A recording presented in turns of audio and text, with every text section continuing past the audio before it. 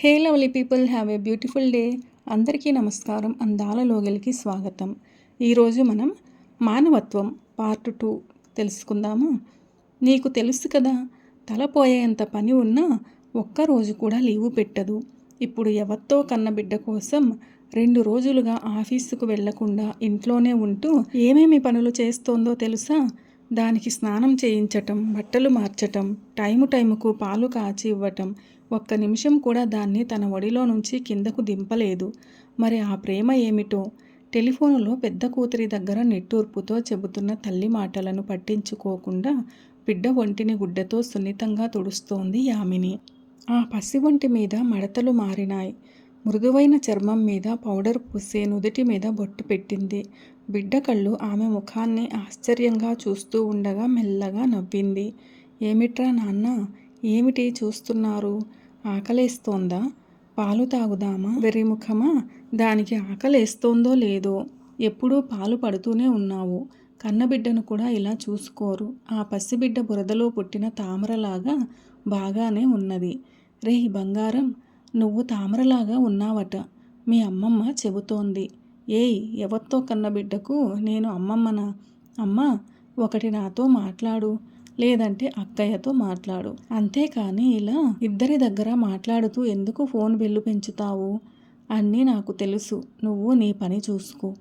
ఏమిట్రా బంగారం, అమ్మమ్మ ఎప్పుడూ చిటపటలాడుతూ ఉంటోంది అని ఆలోచిస్తున్నావా? ఆవిడకు ఈర్ష్య. నువ్వు ఆవిడ కంటే అందంగా ఉన్నావుగా. మా టైము ఎలా ఉందో చూసావా కుమారి? నేను ఈ శనేశ్వరాన్ని చూసి ఈర్ష్య పడుతున్నానట. అక్రమ సంబంధం వలన పుట్టిందని పారేసిందో, లేక ఆడపిల్లగా పుట్టిందని పారేసిందో, దీన్ని చూసి ఈర్ష్యపడాలా అన్న తల్లిని కోపంగా చూసింది యామిని. ఏమ్మా, తెల్లవారిన దగ్గర నుంచి రాత్రి పొద్దుపోయేదాకా అదే మాటలు చెప్పిందే చెబుతావు. మీరు మాట్లాడేది ఈ పసిబిడ్డకు అర్థమవుతుందా? ఈ పసిబిడ్డ తిరిగి మాట్లాడగలదా? మరెందుకు తప్పుగా మాట్లాడుతూ మీ పాపాలను పెంచుకుంటారు?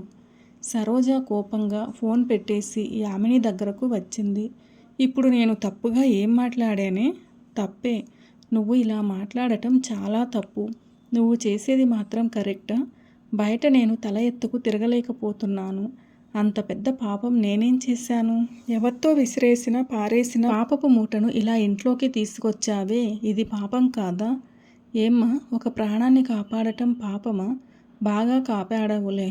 నీ మూలంగా మన కుటుంబం గౌరవం గాలిలో కలిసిపోయింది. ప్రసాద్ వాళ్ళ అత్తగారు ఫోన్లో మాట్లాడిన మాటలకు ఇంకొక్కరైతే దేంట్లోనన్నా దూకి చస్తారు. నువ్వు దీన్ని ఎప్పుడు బయటికి పంపిస్తావో అప్పుడు వాళ్ళు మీ వదినని మన ఇంటికి పంపిస్తారట. ఏమ్మా, వదినకి మన ఇంటికి రావటానికి ఈ పాపకు ఏమిటమ్మా సంబంధం? అది కూడా నేనే చెప్పాలా? ఊరందరినీ పిలిచి అత్తగారింట్లో శ్రీమంతం చేసుకుని పుట్టింటికి వెళ్ళి బిడ్డని కన్నది మీ వదిన. ఈ పాప ఏదైనా రాకూడని వ్యాధితో వచ్చుంటే? అమ్మా, ఈ పాప ఎక్కడుంటే వదిన ఎలా తన బిడ్డను ఈ ఇంటికి తీసుకువస్తుంది? నీకు నువ్వు చేసేదే కరెక్ట్. మిగిలిన వాళ్ళ గురించి ఆలోచిస్తావా? ఆలోచించుంటే ఇలా పని చేస్తావా? సరోజ మాట్లాడుతుంటే యామినికి తలనొప్పిగా అనిపించింది. 2 రోజులుగా జరుగుతున్న వివాదంతో మనసు భారమై సమాధానం చెప్పటానికి మనసు లేక పాపను తీసుకుని తన గదిలోకి వెళ్ళి తలుపులు వేసుకుంది. వేడి నీళ్లు పోసి పాలు కలిపింది. రారా బుజ్జి, పాలు తాగేసి మీరు కాసేపు నిద్రపోండి, నేను స్నానం చేసి వస్తాను, సరేనా? అంటూ పాపను ఒళ్ళో పడుకోబెట్టుకుని పాల బాటిల్ను పాప నోటికి అందించింది. యామిని ముఖాన్ని చూస్తూ బాటిల్లోని పాలను తానుగా తాగటం మొదలుపెట్టింది పాప. యామిని పాపను చూసి నవ్వుతూ పాప తల మీదున్న పట్టురంగు వెంట్రుకలను సరిచేస్తుంటే దెండు కింద ఉన్న సెల్ ఫోన్ మోగింది. ఫోన్ తీసింది. దివాకర్. మౌనంగా చెవి దగ్గర పెట్టుకుంది. హలో, నీతో కొంచెం మాట్లాడాలి. మాట్లాడు. ఫోనులో కాదు, నేరుగా. లీవు చెప్పిరా.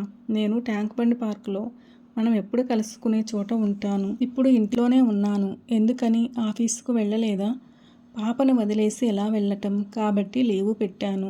పాప అది ఇంకా నీ దగ్గరే ఉన్నదా? ఏం పని చేస్తున్నావు యామిని?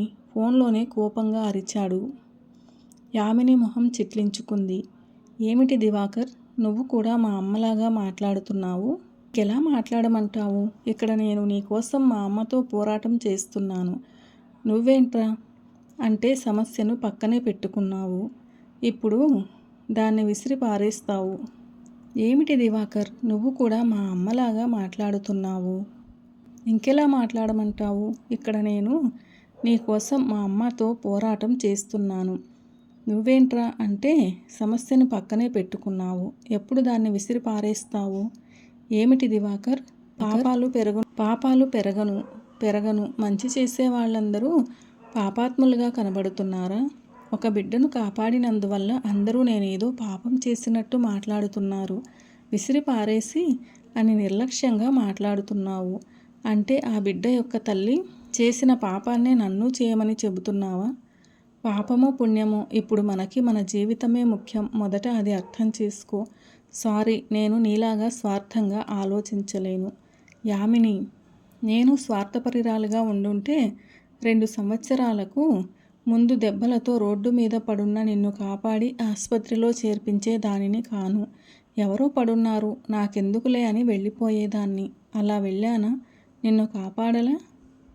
అప్పుడు నీకు నా సహాయ గుణం నచ్చింది. ఇప్పుడు ఎలా నచ్చకుండా పోయింది? ఉద్యోగంలో చేరి 4 డబ్బులు వెనక వేసుకునేటప్పటికి మానవత్వం చచ్చిపోయిందా? మూర్ఖంగా మాట్లాడకు. సహాయం చేయటాన్ని తప్పు అని చెప్పటం లేదు. కానీ ఇలా ఇంట్లోకి తీసుకువచ్చి ఉంచుకున్నావే, అది పువ్వు లాంటిది. పాపం, పుట్టిన వెంటనే తల్లిని విడిపోయింది. మరణం వరకు వెళ్ళి తిరిగి వచ్చింది. 2 రోజులైనా ఆ బిడ్డను నా పరామర్శలో ఉంచుకుని కాపాడాలని అనుకున్నాను. అది తప్ప? అర్థం లేకుండా మాట్లాడకు. ఇప్పటికే మా అమ్మ నీ మీద కోపంగా ఉన్నది. నేనే ఎంతో పోరాడి ఆమెను నమ్మించాను. అవును, ఏమని?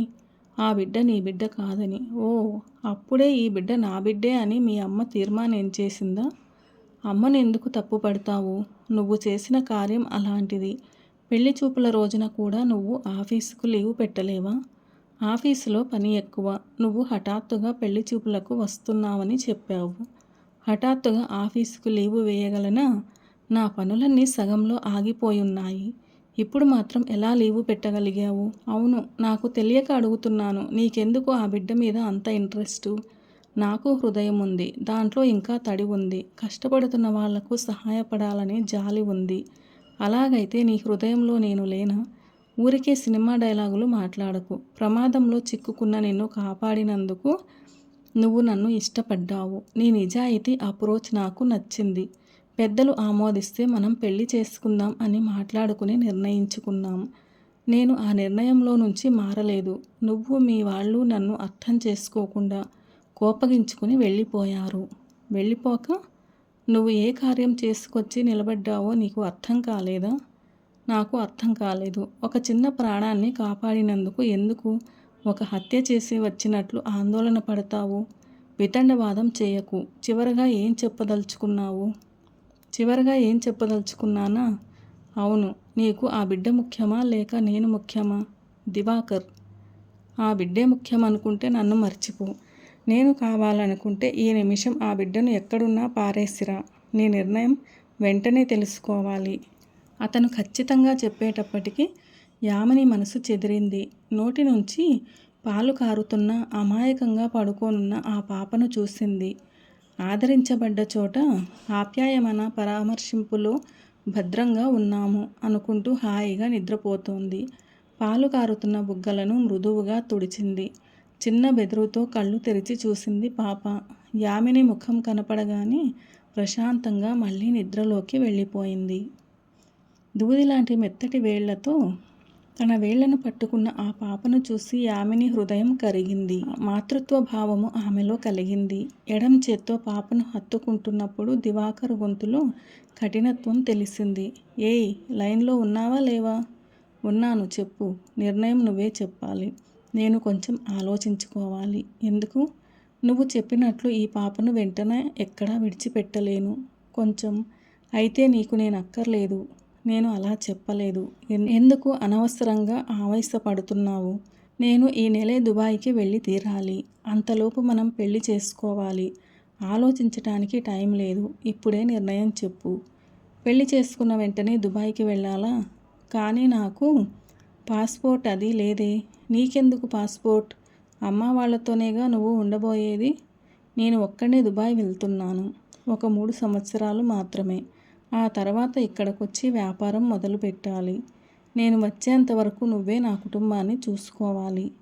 ఓ, అన్ని నిర్ణయాలు నువ్వే తీసేసుకున్నావా? అవును. నువ్వు ఉద్యోగం మానేయ్ యామిని. ఇల్లు, అమ్మా నాన్నలను చూసుకోవటానికే నీకు టైం చాలదు. అలాంటప్పుడు ఉద్యోగానికి ఎలా వెళ్తావు? ఇద్దరికీ కలిసి నేను సంపాదిస్తున్నాను కదా. దివాకర్ మాట్లాడుతూ వెళ్తుంటే యామిని గట్టిగా కళ్ళు మూసుకుని ఆలోచించింది. కొద్ది నిమిషాల తర్వాత చటుక్కున కళ్ళు తెరిచింది. దివాకర్ ఇంకా లైన్లోనే ఉన్నాడు. సారీ, నా వల్ల కాదు. ఏది నీ వల్ల కాదు? ఇప్పుడు చెప్పిన రెండింటినీ విడిచిపెట్టడం నా వల్ల కాదు. ఏ 2? పాపను, ఉద్యోగాన్ని రెండింటినీ విడిచిపెట్టలేను. నువ్వు నీ ఇష్టం వచ్చినట్లు ఏ నిర్ణయం తీసుకున్నా సరే. గుడ్ బై అంటూ ఖచ్చితంగా చెప్పేసి ఫోన్ కట్ చేసింది. ఇల్లు తుడిచి సాంబ్రాణి పొగను వేసి ఇల్లంతా వాపింపజేస్తున్న సరోజ వాడిన మొహంతో వచ్చిన భర్తను, బిడ్డను గుండెలకు హత్తుకుని వచ్చిన కూతుర్ని చూసి బిత్తరపోయింది. ఏమండి, ఏమైంది? బిడ్డను పోలీసులకు అప్పగించలేదా? ఏయ్, నువ్వెందుకే బిడ్డను నీతోనే తీసుకువచ్చావు? అమ్మ, పాప గుడ్డను తడిపింది, మార్చి తీసుకువస్తాను అంటూ మామూలుగా గదిలోకి వెళ్ళింది. తల్లి గందరగోళంగా చూడగా రామారావు చిన్నబోయిన ముఖంతో వచ్చి కుర్చీలో కూర్చున్నాడు. ఏమండి, పోలీస్ స్టేషన్కి వెళ్ళలేదా? వెళ్ళాము. మరెందుకు బిడ్డను ఇవ్వకుండా వచ్చారు? సరోజ, వాళ్ళు మేము చెప్పింది నమ్మలేదు. ఎందుకని? మనం చెప్పేలాగా వాళ్లకు ఎటువంటి ఫిర్యాదు లేదట. నిజంగానే ఈ బిడ్డ రోడ్డులో పడుందా అని గుచ్చి అడిగారు. అయ్యో, తర్వాత ఈ బిడ్డను అనాథ బిడ్డ అంటే నమ్మనంటున్నారు. ఎలా నమ్ముతారు? అది ఆ బిడ్డకు స్నానం చేయించి తలదువ్వి పౌడర్ అద్ది బుగ్గన చుక్క పెట్టి మంచి డ్రెస్ వేసి సింగారించి పట్టు పరుపు లాంటి గుడ్డలో తీసుకుని వెడితే ఎలా నమ్ముతారు? నమ్మకపోయినా పర్వాలేదు, తప్పుగా మాట్లాడారు. ఏమని? ఏమ్మా, నువ్వే బిడ్డను కనేసి ఇప్పుడు అనాథ అని తీసుకువచ్చి వదులుతావా? పెంచటానికి దారి లేని దానివి ఎందుకమ్మా కన్నావు? మీ అవసరానికి కనేసి పరువు మర్యాదకు భయపడి ఒక పసిబిడ్డను అనాథగా చెయ్యబోతావా? నీలాంటి ఆడవాళ్ల వలనే అనాథ శరణాలయాలు నిండి పొంగిపోతున్నాయి. కథ ఇంకా ఉంది. Story continuous in the next video. మానవత్వం అనే ఈ కథ వింటున్న మీకు ధన్యవాదాలు. వీడియోను లైక్ చేసి షేర్ చేయండి. ఈ కథపై మీ విలువైన అభిప్రాయాలను కూడా కామెంట్ సెక్షన్లో తప్పకుండా తెలియచేయగలరు. ఇటువంటి మరిన్ని మంచి కథల కోసం స్టే ట్యూన్ అందాల లోగిలి.